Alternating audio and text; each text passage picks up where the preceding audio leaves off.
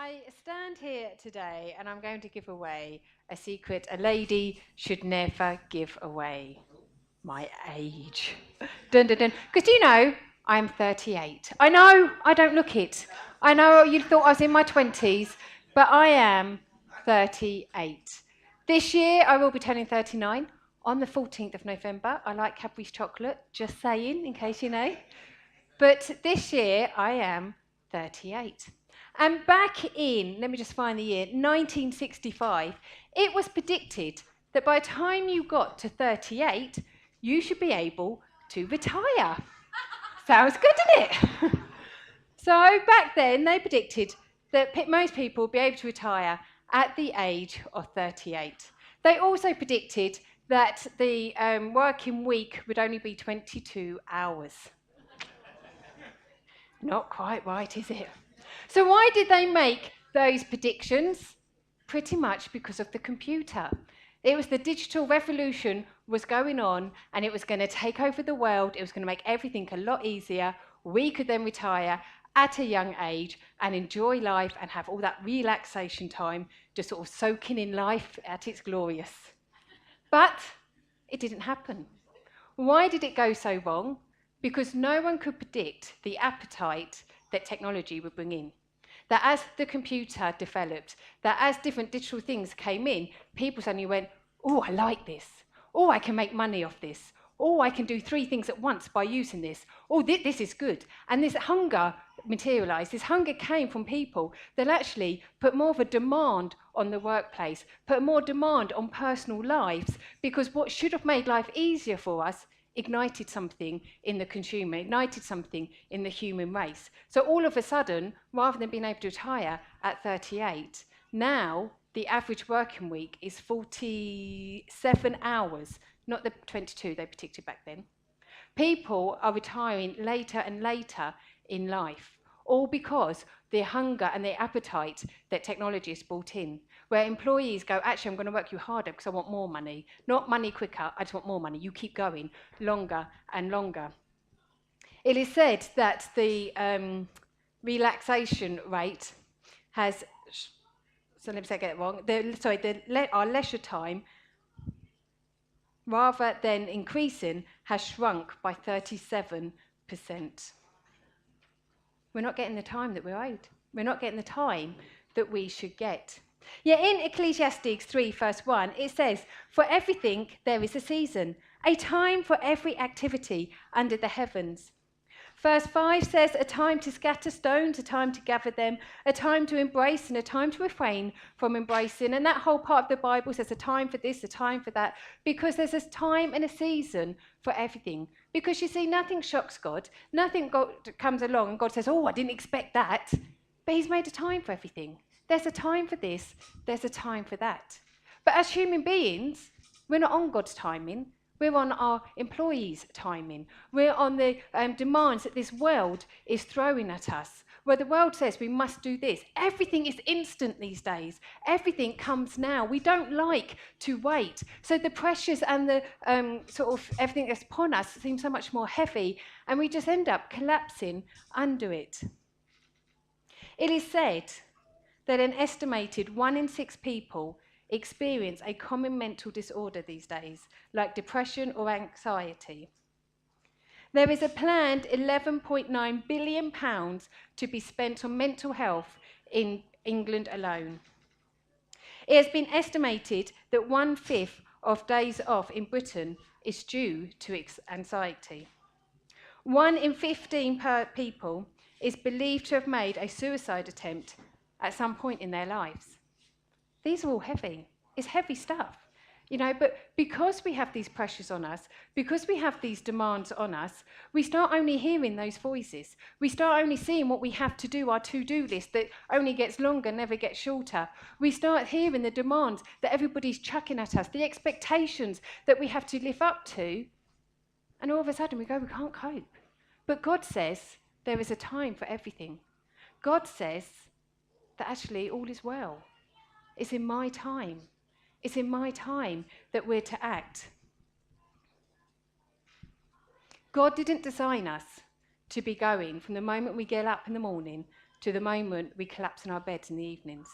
He didn't create us to be work, work, work, work, work. He didn't create us to live up to everybody else's expectations. He says there's a time for everything. There's a time to stop. There's a time to go. In Isaiah 26, verse 4, it says, this is from the Amplified Bible, "Trust confidently in the Lord forever. He is your fortress, your shield, your banner. For the Lord your God is the everlasting rock, the rock of ages." Trust confidently in the Lord. When these expectations are upon you, when the demands are on you, where is your trust? Who is it you're trusting to get you through? Who is it that you're relying on that actually is going to give you the strength to meet these demands and expectations? Trust confidently in the Lord. And when we grasp that, when we know that it's God that we can trust, when it's God that we can rely on, we can then fulfill the command that's in Isaiah 46, verse 10, where God himself says, "Be still and know that I am God." Be still and know that I am God. I will be exalted among the nations. I will be exalted in the earth. Be still and know that I am God. And in today's day and age, there is very little of that, where people can just be still and say, "Do you know what? This is crazy at the moment, but I'm going to be still. I'm going to know that my God is God. My God is who he says he is. My God is faithful. My God will get me through. My God is right here next to me. He's never going to abandon me. I just need to be still. I just need to be still." Now, there's a film, a Braveheart film, some of you might know it, where Mel Gibson has a bright blue face. And in this film, there's a scene, and he's with his army, and they're all behind him, and he's like the leader now, so he's at the front, and the enemy is coming closer. They're coming in on horseback, they're coming in strong, they're coming in powerfully. They are charging towards Mel Gibson and his army. And Mel Gibson is there with a hand raised going, "Hold! Hold!" The enemy is still charging nearer. The enemy is still coming. They're coming in force. They're not slowing down. They're getting faster. They are coming. But Mel Gibson's there. "Hold! Hold!" Closer and closer the enemy comes. And he still cries, "Hold!" The enemy gets so close that you'll be able to smell them. You can almost touch them. And it's not until the final moment that Mel Gibson goes, "Now!" And at that, they pick up these spear things and there's a whole big fighting scene. But you see, Mel Gibson, he understood the power of being still, of holding your ground when you need to hold it. Now, it was easy for Mel Gibson in that film because, do you know what? He read the script. He knew what was coming, didn't he? He knew that he could hold his ground because actually the enemy, they're going to get slaughtered because I read it. You know what? We live with the same threats coming. The enemy will be charging towards us. It will seem they're getting faster and faster. The demands will come heavier. The expectations will become huger. It's coming for us. Now, we're not living in a movie. We don't have a script that's going to tell us the outcome so we can stand confidently. But you know what? We have a God. We have a God that says, "Be still, hold your ground, be still, because you know what? Trust me confidently, I will get you through this. Trust me that I'm there with you." Are we willing to hold our ground? Are we willing to be still when the world around us is going crazy? That we will hold despite the situations, despite everything charging at us, despite our minds going 1,000 miles an hour, that we're just still. That we say, "Do you know what? I don't get this. I don't know why I'm going through this. I don't know why this situation is happening. I don't know why these people are saying what they're saying," whatever it may be in our lives, that we're just still. Because you know what? As children of God, we're not called to react to situations. We're called to act upon what our God says, upon what God has told us to do. In all situations, don't just react. As the enemy is coming closer, as those trials are getting closer, as they're about to hit us in the face, we don't suddenly react and go, "Hang on, we've got to do this, this, and this, and this, and this." Because then we lose our identity. Our identity becomes in that problem. But you know what? We are children of God. Therefore, we hold our ground. We just have a moment. We be still and we say, "God, I know you are God. You are God over this situation. You are God over my life. You are my identity. I will stand. I will be still. And I will know that you are God." Don't react, but act. Act as a child of God. Act as one who has the victory. So how? How, when this life can sometimes get so loud and so demanding, do we say, I'm being still? I'm being still and I'm just going to trust God in this situation. In Exodus 14, verses 13 to 14, it says, Moses answered the people, do not be afraid. Stand firm and you will see the deliverance the Lord will bring today. The Egyptians you see today, you will never see again. The Lord will fight for you. You only need to be still. What's happening in this story is Moses has freed the Israelites, God's people, from Egypt, where they were being mistreated. They were being made to work as slaves. They were miserable there. God's come, he's sent Moses to free them. They've come out of Egypt. They're fleeing from Egypt. And now all of a sudden, they've come to a sea. There's no way to get over this sea. There's no way to keep going forward. Now the Egyptians are coming after them. They're coming over the hill. And the Israelites, they start having a real doom party. They're there going, oh my goodness, what have you done to us? You should have just left us in Egypt. Why are we here? Why do we have to go through this? Look, we are just going to die in this place. What is the point? And Moses says to them, guys, be still. Just be still. Be still and know that God is God. Be still and know that God will deliver you from this. And he's right, because then if we carry on reading in that Bible, God tells Moses to lift up his staff. The sea in front of him splits into two. All the Israelites, every single one of them, walks through. A miracle happened that day. Not one of their heads got hurt. But then when the Egyptians tried to come through, the water closed. They were never seen again. Just like Moses said, you won't ever see them again. Because you know what? God, in all situations, the enemy is coming, but we're still. We're still because God fights for us. There is power when we're still. Some people see it as a sign of weakness, that you just sit there and, what are you doing? You're not doing anything. You're not saying anything. But there's power when we learn to be still. The lioness is one of the most powerful hunters that's on this planet. But did you know that most of her prey is faster than her? If she went up in a running race against the different animals that she goes for, I don't know what lions eat, but if she went up against those animals, she would lose. 90% of the time, she would lose because she's not a fast animal. But you see, the lioness knows the power of being still. She knows the power of just waiting. So what the lioness will do is she will choose a popular hangout, whether it's a water hole, whether it's a plain of grass. She will learn where the animals like to hang out. She will then go down and she will hide. She will hide away so that nobody sees her. And then she'll just relax because you know what? She's safe and she knows what's coming when nobody else does. So she'll relax, she'll have a little bit of a nap because in looking this up, lions sleep up to 20 hours a day. Sounds good some days, doesn't it? I'm like, I could do that. But the lion will just have a little nap, she'll wait. And then when the timing's right, when she sees her prey close enough, when she's like, I can get you now, she will suddenly pounce. She will come out of her hiding place. She will come out of her stillness. She will pounce and she will put dinner on her table that night. All because she started by being still. She was still. If she saw the buffalo or whatever she wanted to eat that day and went, I'm going for it, I can get them, and she ran after them, day after day, she would go home hungry. But she waits. She waits. She brings in a stillness and she gets the victory. There is power when we learn to be still. Now, Psalm 46 is believed to be written during a time of war. So the psalmist knew what it was like to live during times where life seems to be hitting you in the face. It would have been an uncertain time. There would have been panic. There would have been worry going on. And yet, still the command comes by God. Be still and know I am God. Be still and know that I am God. I will be exalted among nations. I will be exalted in the earth. God is supreme. He rules. Our security, our victory, it's in him.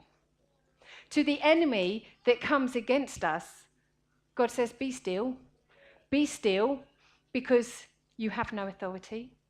Be still, just stop, because I am here. To the child of God, to you and me, when trials are upon us, he says, be still. Be still and know that I've got this. Be still and know that I am God.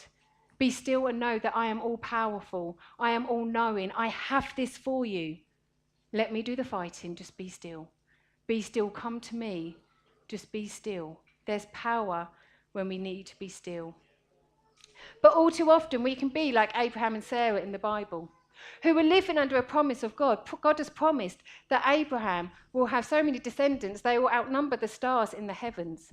Time is going on and Abraham's in his 80s and still there is no child. So Sarah says, listen, take my servant girl. Take Hagar, sleep with her, let her bring in a heir for you. So that's what happens. Now, this is the custom of the day. This is what happens. Nobody would have batted an eyelid at this. But this wasn't God's custom. This isn't what God had said would happen. This isn't what God had promised. But you see, they'd been sick of staying still. That they needed something to happen. They got restless. They were like, come on.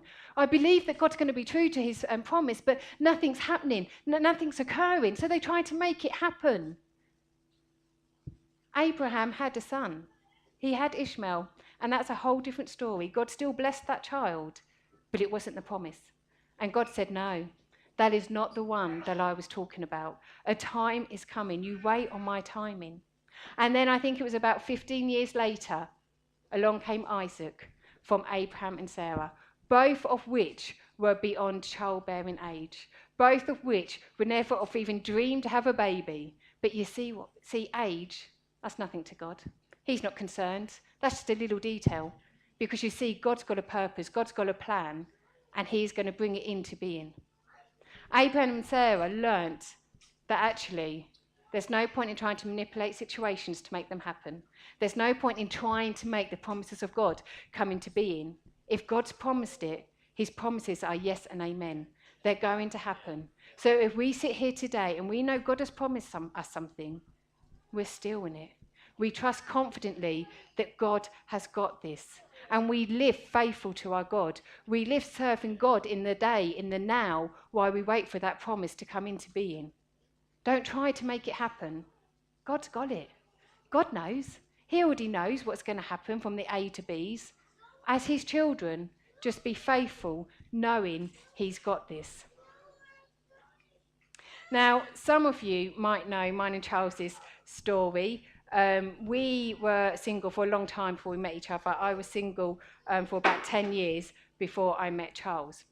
And in that time, God had promised me that I would get married, that I would have children. And you know what? There were some days I was strong in that. I was a mighty woman of God, and I was like, bring it on. Single, I have not got a problem with that. Look at how much I can do without a bloke. It's easier without a bloke sometimes, though I do love him, he is great. But you know what? There are times in that journey that I was like, yeah, I've got this, easy peasy. And then there were other times when I was like, oh, maybe I've got it wrong. Maybe God didn't promise me that. Do you know, I even did a study about how some people are called single, being single. And then I tried to convince myself, God's called me to be single. This is the cross that I have to bear because this is the calling God's got on me. There was no peace in that. That there was no security in that. It actually filled me with dread. But I was like, yes, this is what I must do. I must be single for the rest of my life. Because I took my eyes off what God had promised. And then there were other days where I'd hide under my duvet, feeling very unloved and very forgotten. Cue the R's. Thank you. But you know what? It was tough. I laugh about it now because I now know the outcome. But at that time, it was hard. It was hard, especially as a youth leader, when your youth get married before you, that hurts. You're happy for them, but it hurts because you're like, why them? Why not me? But you know what? Whatever season I was in, whether I was rock solid and okay with it, whether I was hiding under my duvet, God never changed. His promise never changed. And I just had to stay true to that. I had to stay still in the promise that God has got a husband for me. He has got a future for me, that what he's promised me will come to being. And you know what? I had a pastor at that time called Dennis Robson. And he used to always say to me, Becky, when a man finds a wife, he finds a good thing. And you are a good thing. And So that's all he said. So keep going. And then his daughter was also called Becky. And he would say to me, my Becky was 32 when she got married. 32. And every time he said it, I was like, I'm not going to be 32. I'm going to find someone long before that. I'm not waiting that long. I met Charles. I married him when I was 31. Just got in there. 2 months off of being 32. But I still got in there before I was 32. And as I was sort of sharing with Charles just today, actually, that I was sharing this story, he shared an experience that he was at a wedding when he was like 20. I think it was 20, wasn't it? When he was 20. And the groom was 32. And he can remember sitting at that wedding going, I'm not going to be that old when I get married. He was 33. But you see, we have our plans. We have what we want. And we say, do you know what? This is what's going to happen. I'm a child of God. I'm going to have the favour of God in my life. Oh, it's all going to work out peachy. But sometimes it doesn't work out to our plans. But even when it doesn't work out to our plans, we take a step back rather than trying to make it happen. And we're still. And we say, God, I know you're God. I know that promise is coming because you tell me your promises are yes and amen. And I stand upon that. Even though I don't see the fulfillment coming, even though I don't see where this is coming from, I'm just going to trust. God, you've got this. You've promised it. You never break a promise. I'm just going to be still. And I'm just going to count on God that he's got my back in this.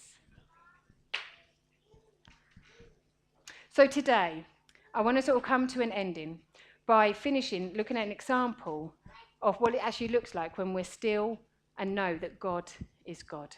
And for this, I'm going to read 1 Chronicles 14, verses 8 to 17, where it's the story of David conquering the Philistines. So I'm going to read it where it says, this is 1 Chronicles 14, starting at verse 8. When the Philistines heard that David had been anointed king over all Israel, they mobilized their forces, to capture him. But David was told that they were coming, so he marched out to meet them. The Philistines arrived and made a raid on the valley of Rephaim. So David asked God, should I go out and fight the Philistines? Will you hand them over to me? Did you know that? David asked God. We'll come back to that. The Lord replied, yes, go ahead. I will hand them over to you. So David and his troops went down to Baal-Perazim and defeated the Philistines there.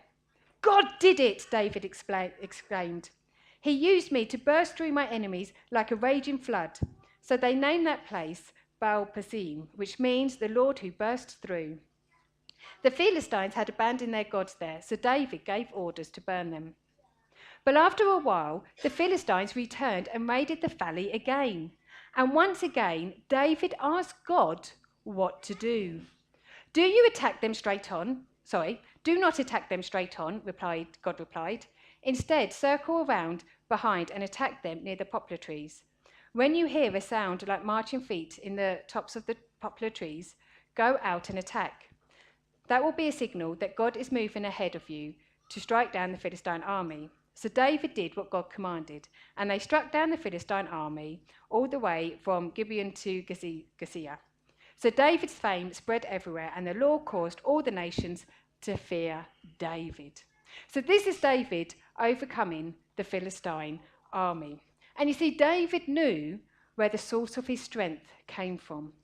So when the threat comes, when he heard that the Philistines are coming, that life is about to hit him in the face, that the reality is here, the enemy is on its way, he could react straight away. He could get the armies together and say, come on, fight. But what did he do? He asked God. He asked God, which meant there was a time where there was stillness. Even though the enemy is coming, he'd had to have stopped and gone, God, what do we do on this one? What do you want me to do? There was a time when he paused. He didn't let the situation dictate to him. He didn't let the situation tell him what he should do. He went to God. There was a moment when he stopped. God, what should we do? And then when the same situation happens again, the Philistine army, the same army is coming again, coming to the same place again. David at this point could have gone, we've done this one. I know what to do here. I'm just going to go in because God will give them to me. But he didn't. Same situation, same threat. Still, he stops. God, what shall I do?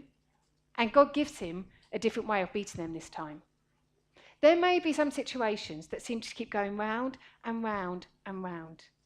Don't just get to a point where you're like, oh yeah, I know what to do. And yet again, we go again and try to encourage that person, or we go again and we try to sort of stop a situation happening.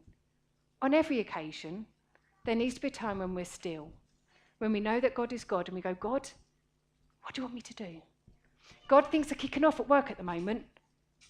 What shall I do? God, I don't understand what's going on in my family at the moment. What shall I do?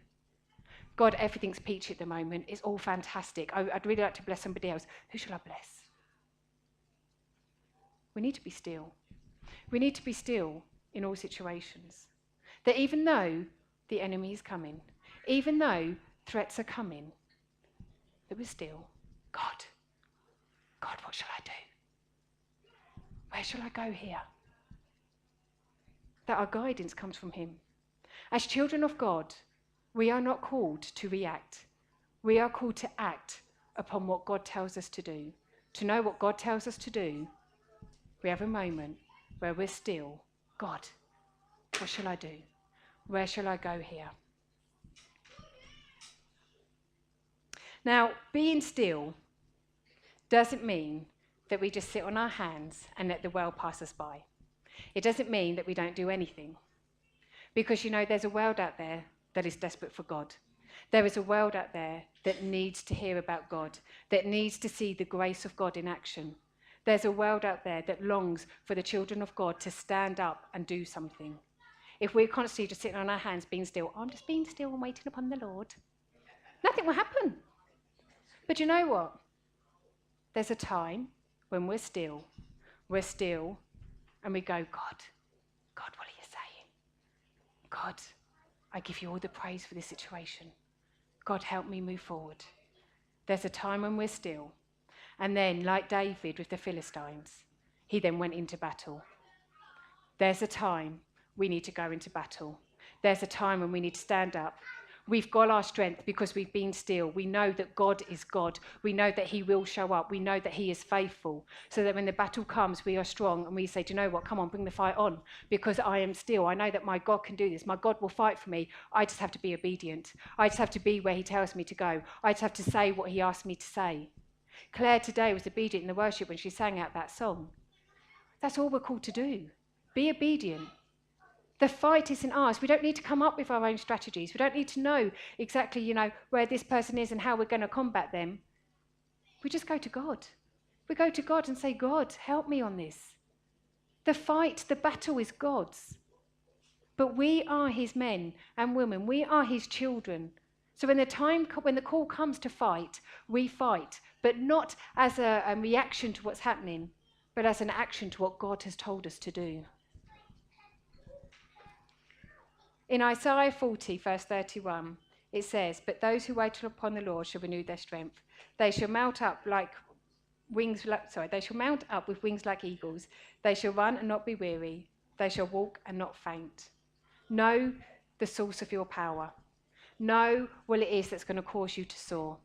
Know what it is that's going to make you an overcomer, to make you more than a conqueror. You are a child of God. Be still and know that he is God. Now, the worship group are going to come up and they're going to sing to us a Hillsong song called Be Still. And as they're singing it, I just want to urge everybody here, this world is a crazy place. This world is a busy place. But do you know what? We have time right now just to be still. Just to be still and say, God, I know that you are God. I know that you are supreme. I know that you are faithful.